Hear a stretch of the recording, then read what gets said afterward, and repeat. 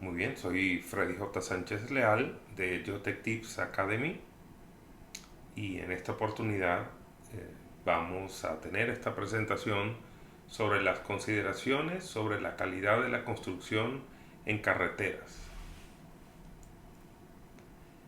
Este, Realmente pues tengo mucha experiencia en el tema del control de calidad de construcción de carreteras desde el punto de vista de los materiales como suelos y mezclas asfálticas, que es el tópico que vamos a tratar. La calidad de la construcción de carreteras pues pasa por un primer lugar, que es la evolución del concepto de calidad. Este es de lo primero que vamos a hablar. Luego de definido esto, vamos a pasar a estudiar los roles de la calidad, cuáles son los diferentes entes que participan en ese proceso constructivo y que van a ser garantes de la calidad de eso que vayamos a construir, que en este caso es un relleno o la carretera como tal. Y al final vamos a estudiar los muestreos de aceptación de AQL por Acceptance Quality Level. Bien, vamos a hablar entonces del tema de la construcción de carreteras. En la construcción de carreteras pues están involucradas varias actividades, de las que vamos a tratar en esta presentación es del tema de compactación de suelos y del tema de la pavimentación asfáltica, ¿no? Vamos a tocar estos tópicos que siempre son afines.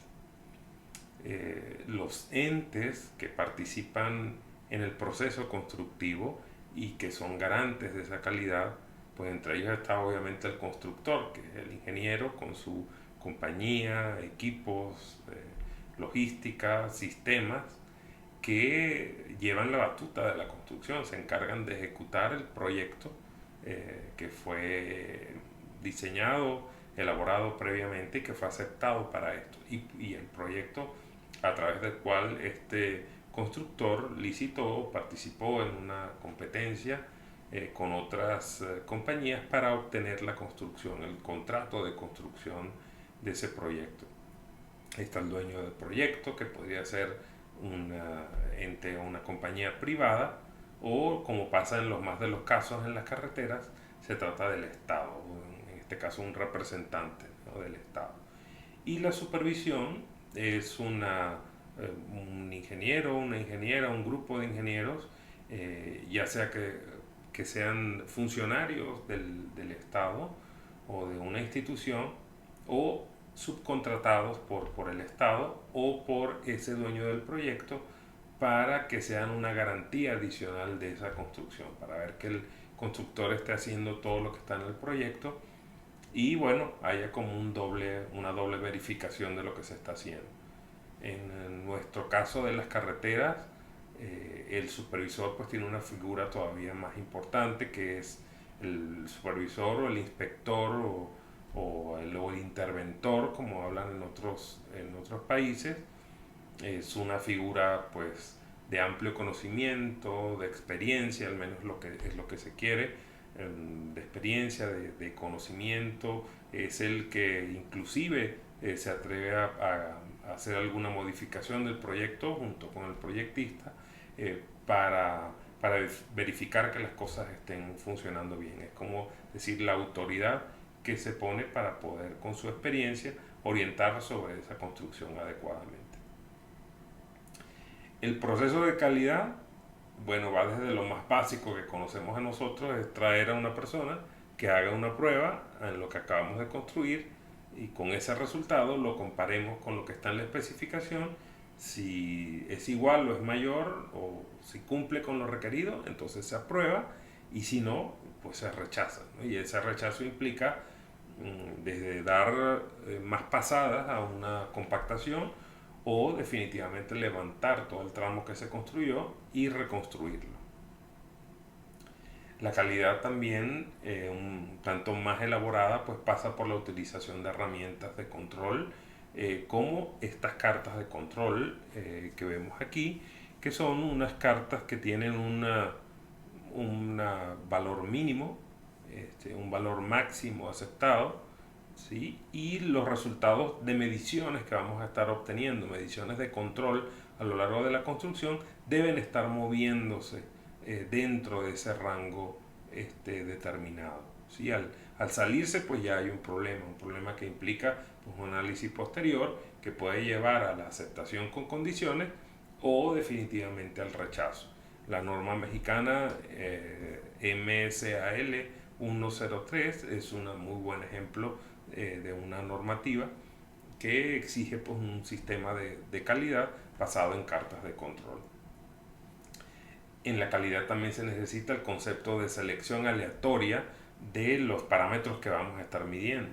Es importante que sea aleatoria porque en primer lugar nos garantiza de que todo el volumen de material que hemos colocado, en el caso del suelo, un volumen de suelo para compactar o un volumen de mezcla fáltica compactada, tenga la misma oportunidad de ser medido. Esa es una cosa muy importante, que no dependa ni del criterio del supervisor, ni del constructor, ni de ningún otro agente, sino que dependa simplemente de los números aleatorios de teoría de juegos. O sea, que cada centímetro cúbico de material colocado tenga la misma oportunidad de ser medido.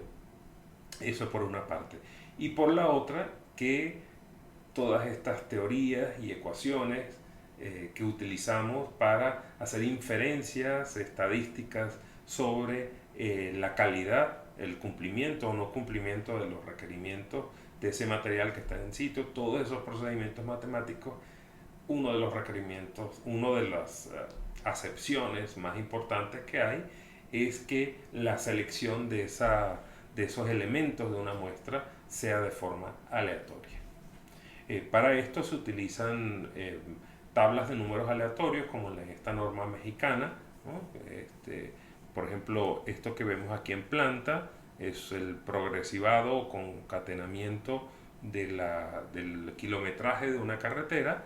En el ancho también es dividido de acuerdo a esa longitud y simplemente las ubicaciones donde vamos a medir se hacen multiplicando un número aleatorio obtenido con esta tabla por este ancho o en el caso de la longitud por el largo, por la dimensión del largo, para obtener las ubicaciones exactas de largo y ancho donde esas coordenadas exactas donde vamos a hacer la medición.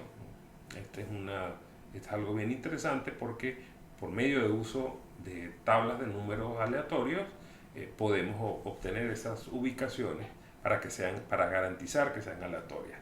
Aquí lo importante es que no, que el supervisor dijo que era aquí o el constructor dijo no, ahí no porque le cayó mucha agua, no. Aquí no depende de ninguno, sino simplemente del azar. En vez de esas tablas de números aleatorios, que son pues bastante anticuadas, se utiliza hoy día pues la función RAM. La función RAM o random, como se dice en inglés, es una función que devuelve un número entre 0 y 1, pero de forma aleatoria, ¿no? Es una función aleatoria. Eso lo podemos hacer en calculadoras donde esté este símbolo RAM numeral, en cualquier tipo de calculadora o también en aplicaciones de teléfono que tienen variantes, ¿no? Pueden producir un número aleatorio entre un número mínimo y uno máximo. Inclusive se agita el teléfono para que aparezca, es bien divertido. También hay otras aplicaciones que permiten producir más de un número aleatorio a la vez y te permiten decidir si vamos a repetir o no vamos a repetir los números. Cuando sacamos, por ejemplo, de un sombrero el número de elementos, podemos decidir si al sacar uno lo volvemos a meter o no lo volvemos a meter. Entonces es una selección aleatoria con sustitución o sin sustitución. Entonces todas estas herramientas hoy día permiten hacer una selección aleatoria de las muestras. O sea que no hay excusa para que esto no se pueda conseguir. Según la Sociedad Norteamericana de Calidad, un producto es de calidad cuando, número uno, se satisfacen sus requerimientos. Los requerimientos que están establecidos en las especificaciones, en las normas, este producto lo satisface. Hicimos una medición con selección aleatoria, con procedimientos estándar, y aseguramos entonces que existiera esa satisfacción. Y número dos, que estos productos estuvieran libres de fallas, cero defectos, ¿no? Esos son los dos conceptos importantes. Hay otras definiciones de calidad, como el caso de la adecuación de uso. Yo tengo un producto, entonces, que es adecuado para usarse, ¿no? De acuerdo con unas especificaciones que se establezcan para tal adecuación. Además, si vamos de una forma más elaborada, ese producto debe cumplir con unos requisitos preestablecidos. Pero hay un tercer nivel también, o una tercera definición, que es que la calidad implica mucho más que ser un buen producto. Es un tema de una experiencia completa de la calidad, de un cambio cultural sobre el tema de la calidad y de una mejora continua, ¿no? Ese aspecto número 3 es realmente muy importante. En cuanto a la adecuación de uso, pues la podemos definir en varios tópicos. Por ejemplo, quién usará el producto, entonces esto es adecuado o no dependiendo de esa persona, si es adecuado para esa persona, ¿no? Entonces un mismo producto puede estar muy bien hecho, pero, o con baja variabilidad inclusive, pero no es adecuado para esa persona, por tanto no tiene la calidad requerida. En la forma como se usará, si eso constituye un peligro o no para el usuario, un riesgo en este caso, pues, para el usuario. También se diseñan los productos para que sean lo más económicos en los recursos. En el caso de una mezcla fáltica, por ejemplo, esa es una de las premisas, hacer una mezcla fáltica que cumpla con los requerimientos, pero que sea lo más económica posible. Y también un valor que es bastante subjetivo, pero muy interesante, y es la percepción del usuario. Algo tiene calidad porque el usuario lo percibe de esa manera. Y por eso, pues, cuando se hacen productos, se están diseñando productos. Una de las tantas pruebas que se hace son focus groups, encuestas, para poder ver si ese producto que estamos haciendo va de acuerdo con el gusto de los usuarios, porque al final son los usuarios quienes los van a realizar. O sea, de nada me vale haber diseñado un excelente producto, haber trabajado múltiples horas en él, haber sudado mucho, haberle invertido mucho dinero, pero si el usuario considera que ese no es un buen producto, al menos para lo que él necesita, pues aquí no hay quien te salve, ¿no? El producto no sirve. Así hayas trabajado mucho, así hayas invertido tiempo, dinero, así tú creas que es un muy buen producto, pero por eso entonces siempre el usuario es el que tiene la última palabra. Para implementar los conceptos de calidad, para garantizar también que hay una mejora continua en los procesos, se utilizan diferentes tipos de metodología.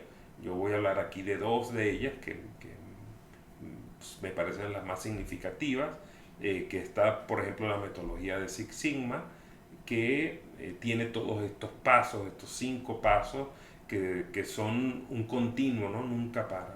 Lo primero, pues, es definir el proyecto o lo que vamos a hacer o lo que se va a trabajar, pues, de acuerdo a unos planos, a un diseño, a un proyecto. Luego de esto viene la medición, que es tomar medidas en el campo sobre ese producto que se elaboró, que se está elaborando. En el caso de nuestra carretera, esta parte de la medición es importante porque vamos al campo a medir si el grado de compactación es el adecuado, si la temperatura de la mezcla es la adecuada, tomar muestras para llevar al laboratorio y determinar granulometrías, contenidos de asfalto, en fin. Luego esa data se analiza, ¿no? La analizamos para poder, o sea, de acuerdo con unos métodos, procedimientos que ya tenemos, para poder sacar unas conclusiones a partir de esa medición. Luego, con esa información empezamos nosotros a corregir ya sea la producción o también corregir el diseño, recibir entrenamiento, documentar, que es un tema sumamente importante, dejar un registro de lo que se está midiendo y un registro que pueda ser leído, que pueda ser verificado.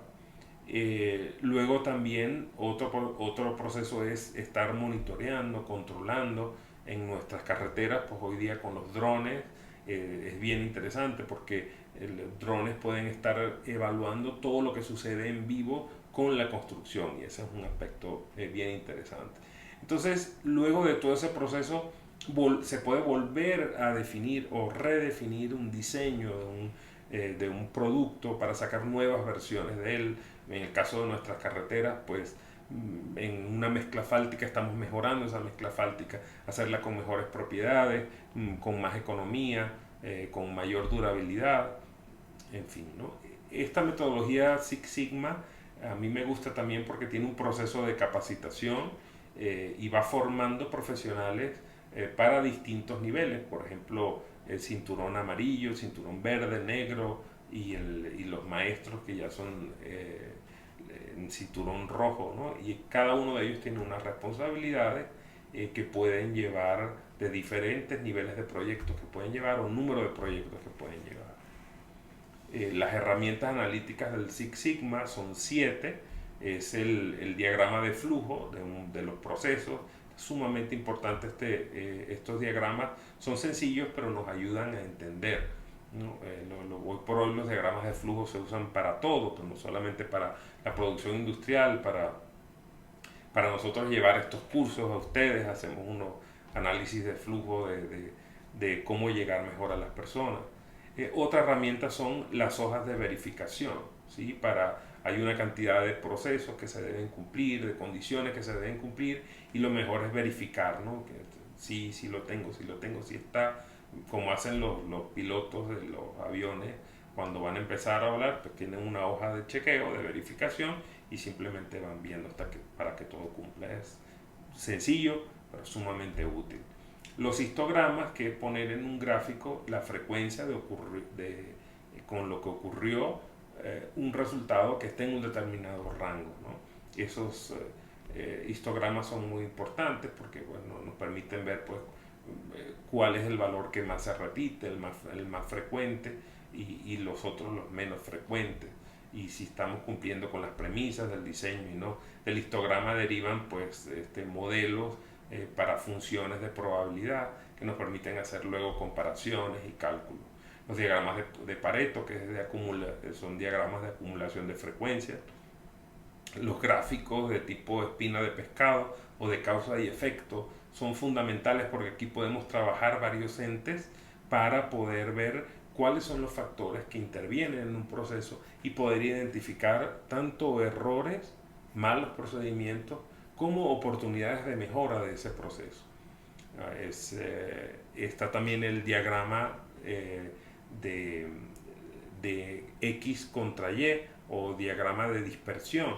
Son gráficos que utilizamos comúnmente en ingeniería para ver cómo se correlaciona una variable con otra. Una variable que estamos introduciendo la ponemos en las X contra otra variable que es la respuesta, la ponemos en la Y, sobre todo cuando queremos comparar el efecto de una variable con respecto a la respuesta que estamos midiendo. Y finalmente los gráficos de control, que son de suma utilidad, ¿no? Para ver la evolución de esa producción. Es algo, como ya lo vimos en el caso de los diagramas que se usan en la norma mexicana. Está la metodología Agile, que esta metodología también se parece mucho a la de Six Sigma.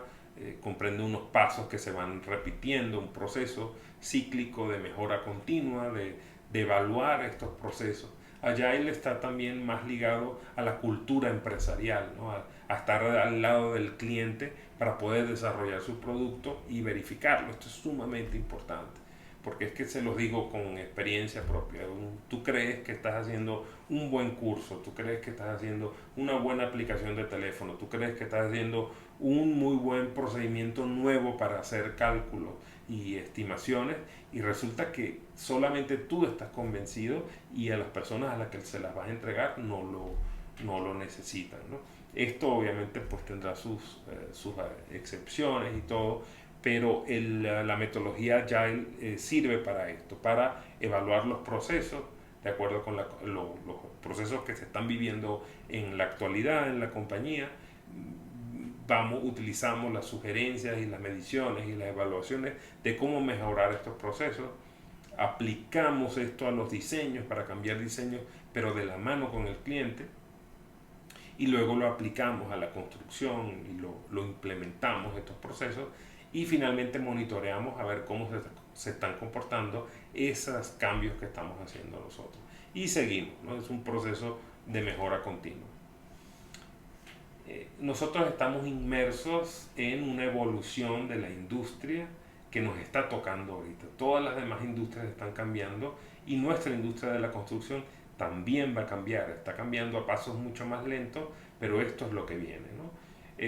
La industria hacia 1784 fue la primera revolución industrial, la revolución 1.0, en que la mecanización, la potencia de vapor, los telares, era lo que estaba a la orden del día, ¿no? Que podía tener una fábrica que trabajara con mecanización, con fuerza de vapor y con telares, pues ya lo tenía todo hecho. Eso fue el gran cambio, ¿no?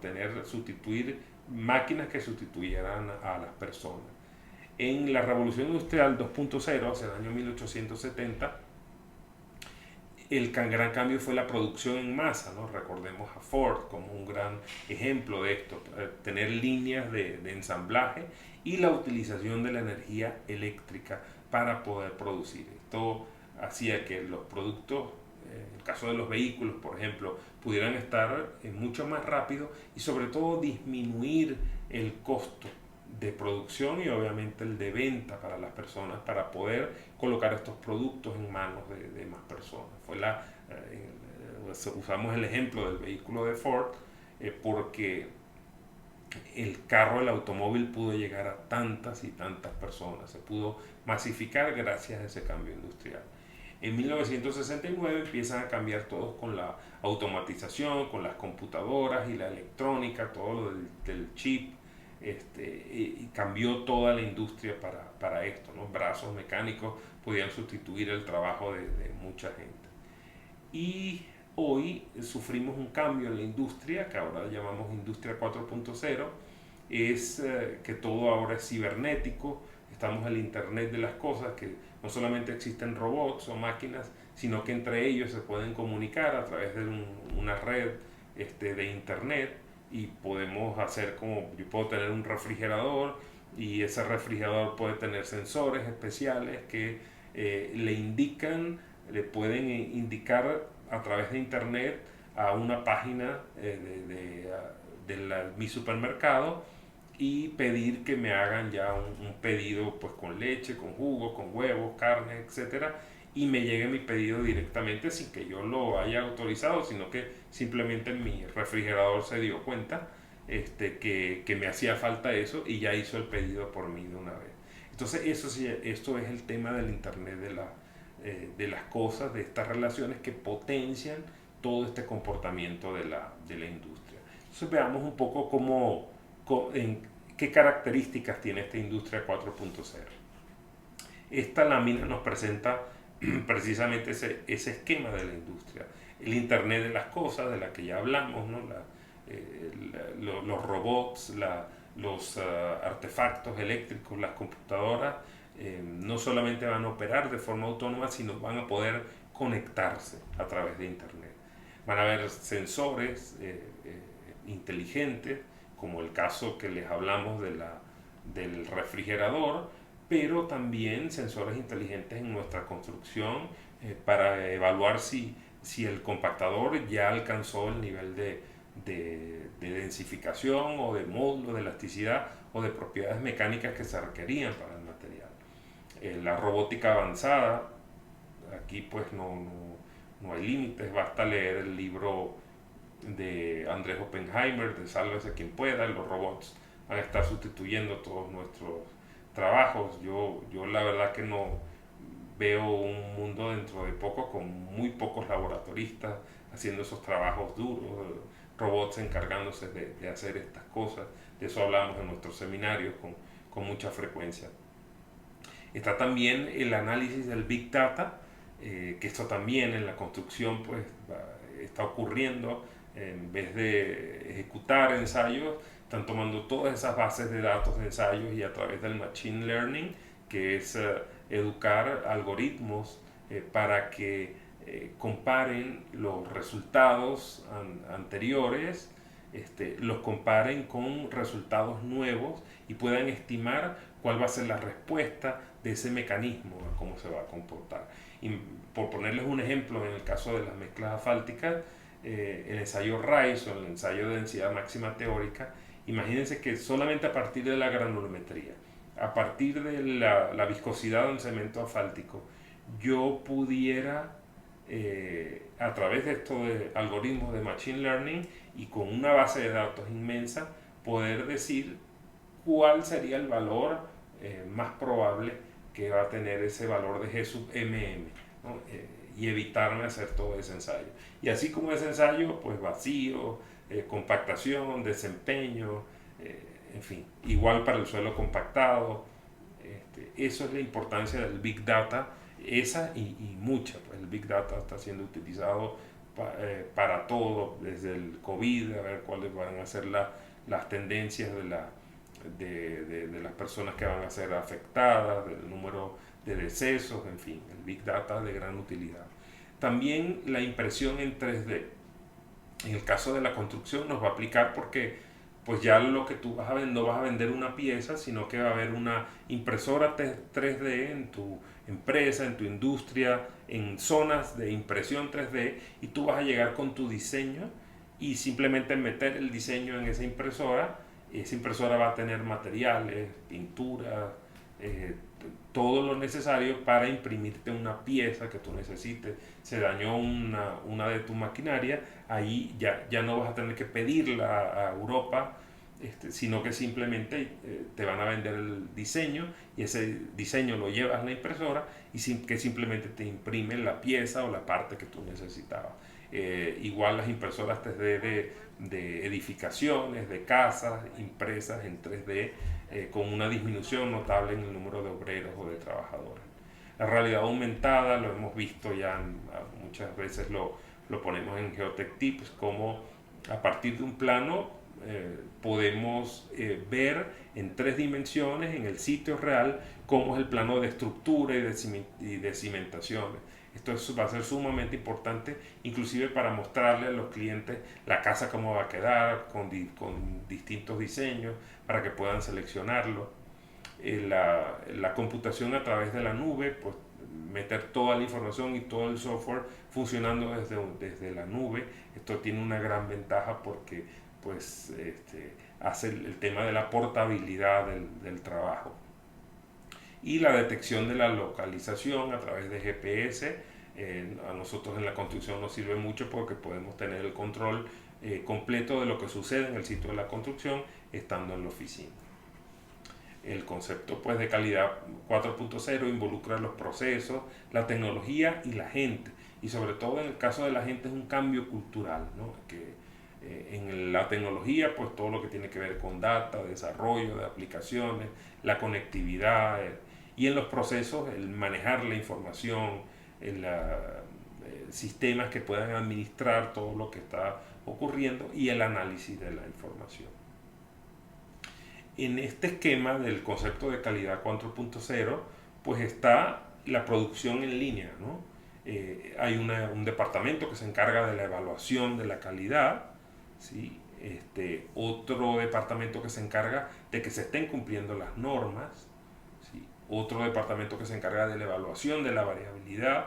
Obviamente va a haber una variabilidad, pero que esté en los límites requeridos, y un mantenimiento de los equipos. Y también están estos eventos Kaizen, que son eventos donde traemos al personal para que reciban una orientación sobre un cambio de diseño, sobre un tipo de falla que ocurrió, sobre un nuevo esquema, para que este grupo pueda entender la situación que está sucediendo y desarrollar un nuevo diseño o una mejora en el diseño, hacerle mejoras a ese diseño y luego pues reportar y celebrar que se logró ese triunfo, ese cambio. Entonces estos eventos Kaizen tienen que ver mucho con asociar la cultura de las personas y de las organizaciones, empresas, con ese cambio de diseño que queremos lograr. La adopción de la calidad 4.0 depende pues del cambio de conceptos y de diseño, también en una mejora u optimización de la producción en el servicio y en el desempeño en el campo, todo englobado en un cambio cultural de la empresa. Las empresas tienen que ser rápidas para poder tener esos cambios culturales. Otro aspecto en la construcción muy importante que es el BIM, ¿no? El llamado BIM. Son sistemas de manejo, de gerencia, de información en la construcción. De eso es lo que se trata.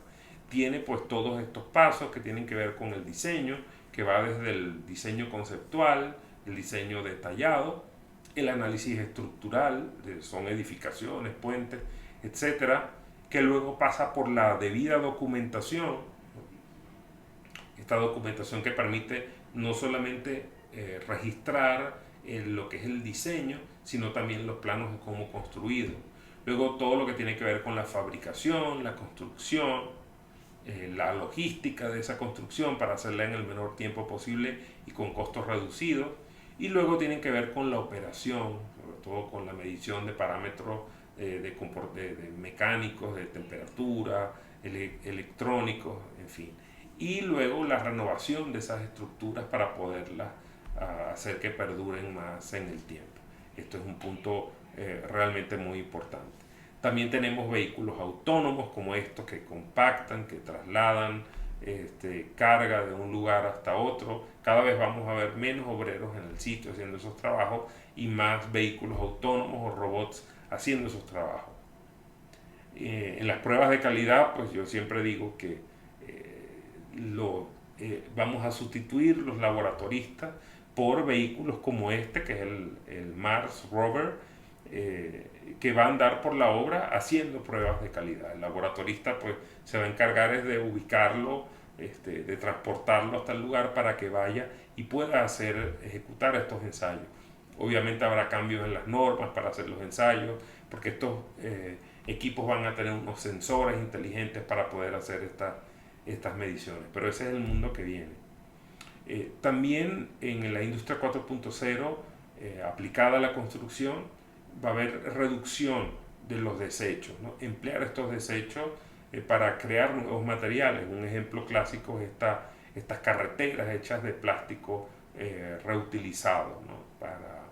para la construcción, ¿no? Cada vez debe haber menos desperdicio y llegar hasta cualquier nivel, ¿no? Como este ejemplo de los chinos que están construyendo una luna artificial para poder, la ponen como un satélite en órbita y tiene se puede pues implementar una gran área en la cual que va a tener una función de reflejar los rayos del sol y poder iluminar grandes ciudades y reduciendo pues la iluminación eléctrica, obteniendo un ahorro económico y con el tema de la contaminación también.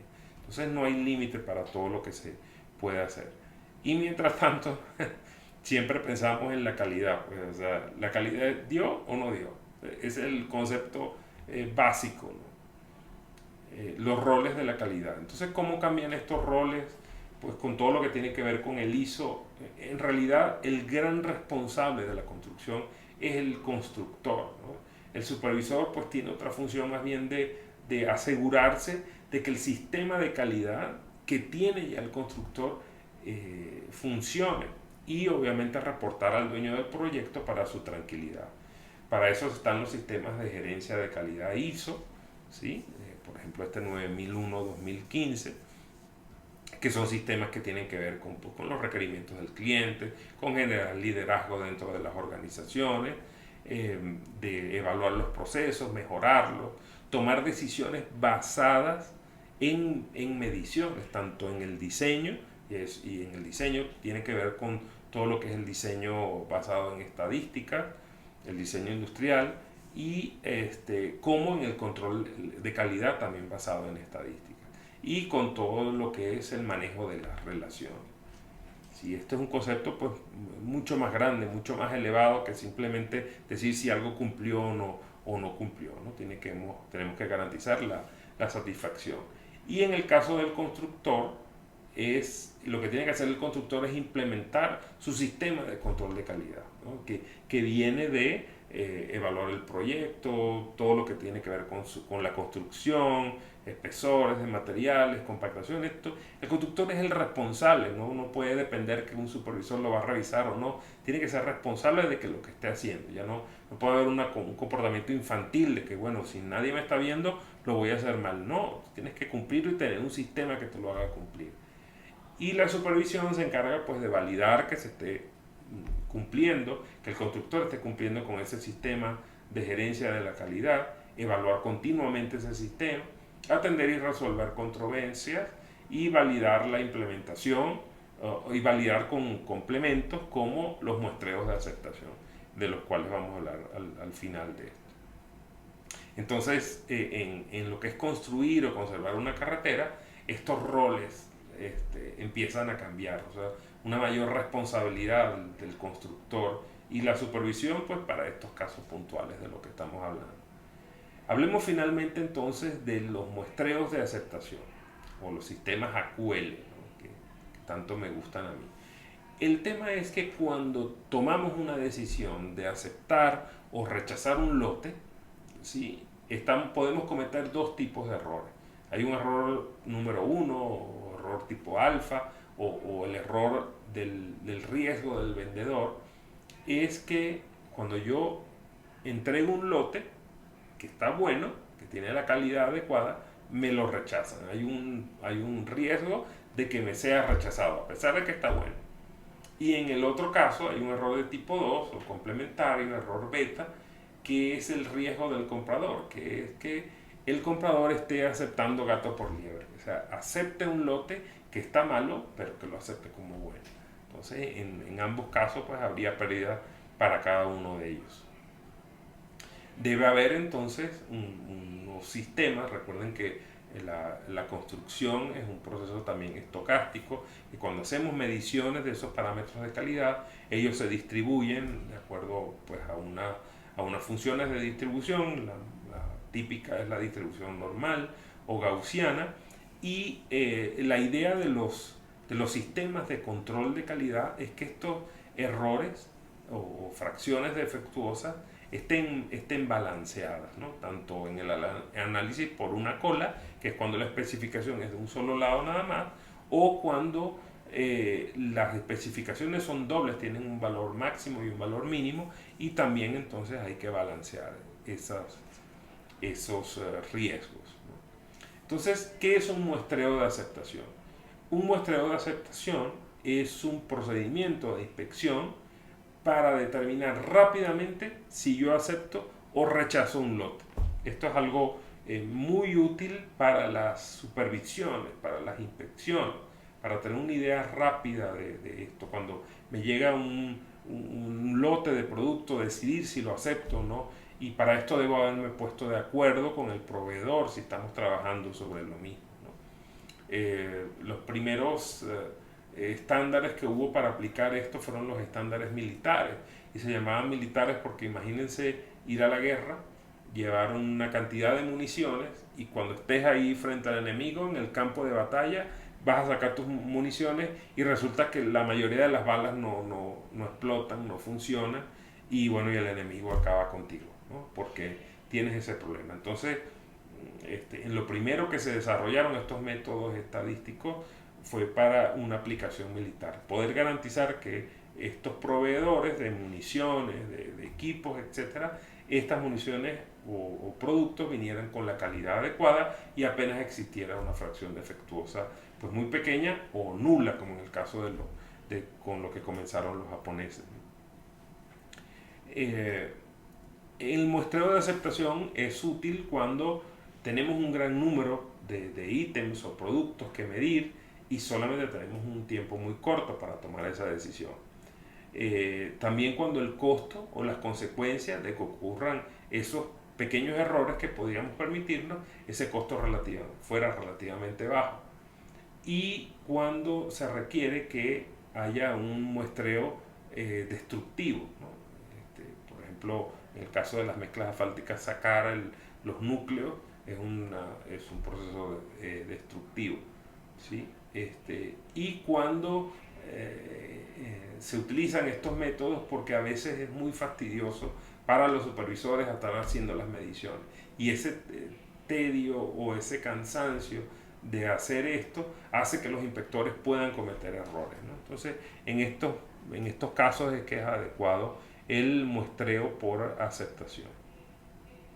Esta es una curva típica, ¿no?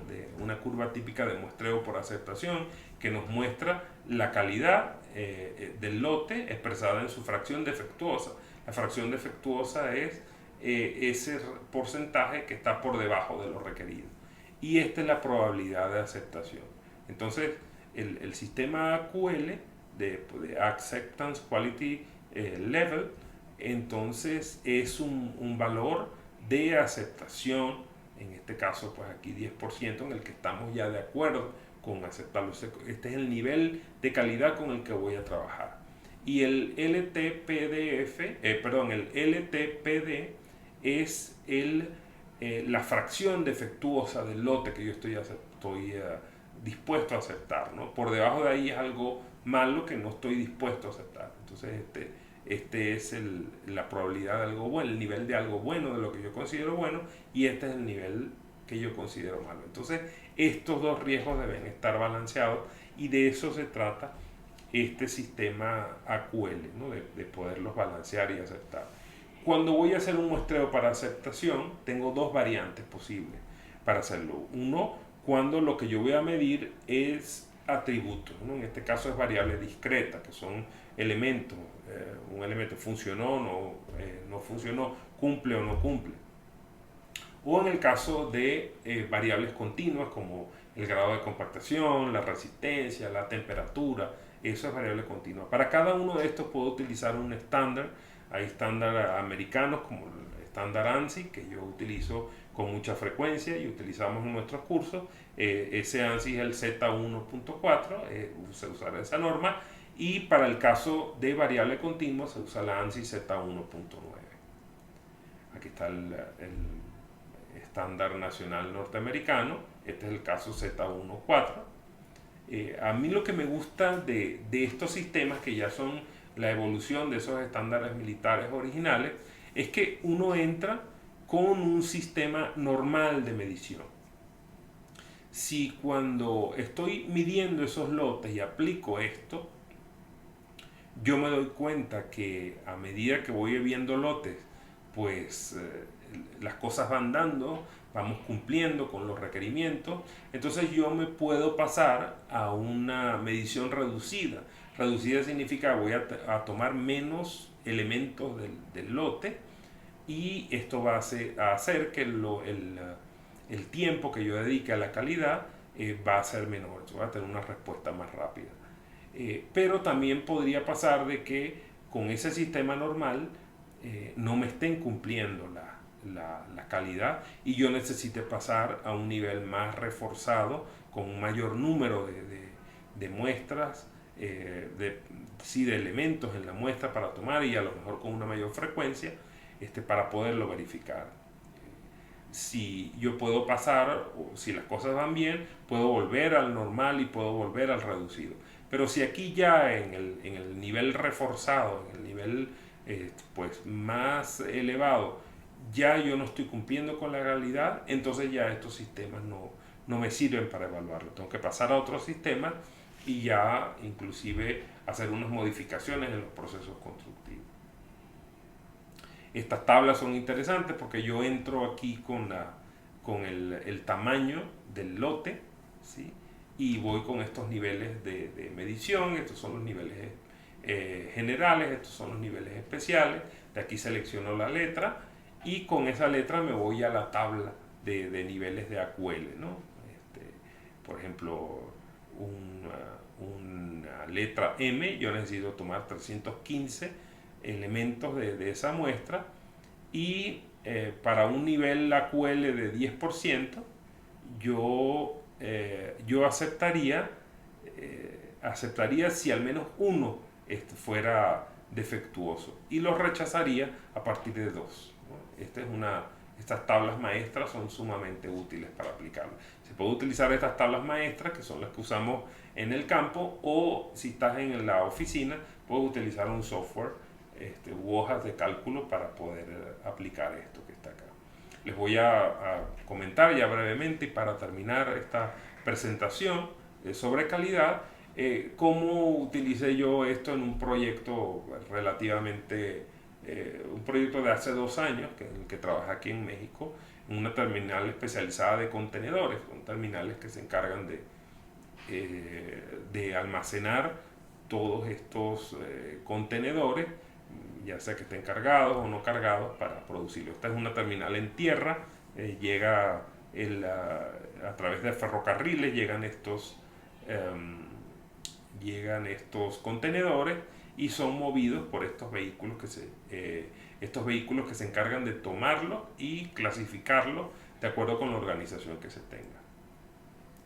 Estos pavimentos se estila de hacerlos de concreto, de asfalto, o también de adoquines de concreto para altas cargas. Estos son unas estructuras que llevan una subbase, una base cementada usualmente, una cama de arena, y sobre ella van estos adoquines que se ven muy bien, que son bien funcionales, porque si se rompe uno, simplemente lo que se hace es sustituirlo y ponerlo por otro. Sí existe un manual para poderlos diseñar adecuadamente, un manual de diseño de pavimentos. Estos manuales permiten inclusive compararlos con métodos AASHTO o algo, con estos parámetros, para poder evaluar las estructuras.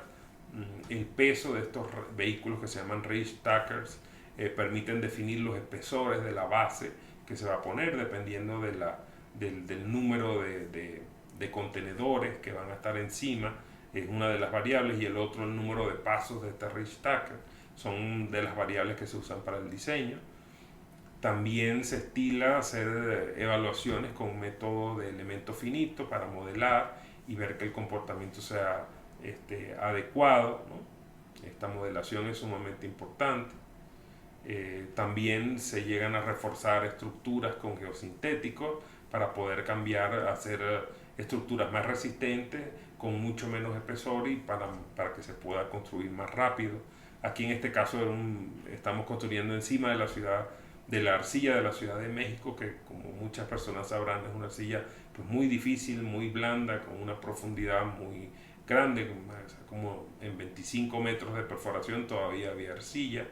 De la Ciudad de México es muy compresible, entonces aquí había que utilizar geosintéticos para impedir que el nivel freático ascendiera, geosintéticos especiales para esto, geomallas de refuerzo para darle más resistencia a los pavimentos, mediciones con densímetro nuclear, con cono y arena.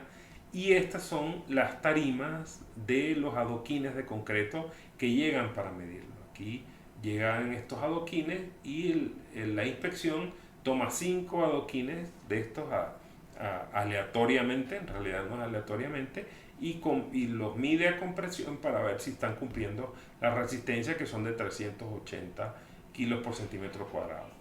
A mí una vez me avisaron que en un pavimento que diseñé estaban ocurriendo este tipo de fallas, se estaban rompiendo los adoquines, y entonces lo primero que yo dije fue, bueno, ¿cómo están comprobando que realmente lo tienen? Y me dicen, bueno, en realidad un flete trae 23 tarimas de estas, ¿no? Y cada tarima tiene 378 piezas de adocreto, lo que suma 8.694 piezas por flete. El supervisor escoge 5 aleatoriamente y verifica que tenga la resistencia o no, y así lo pasan.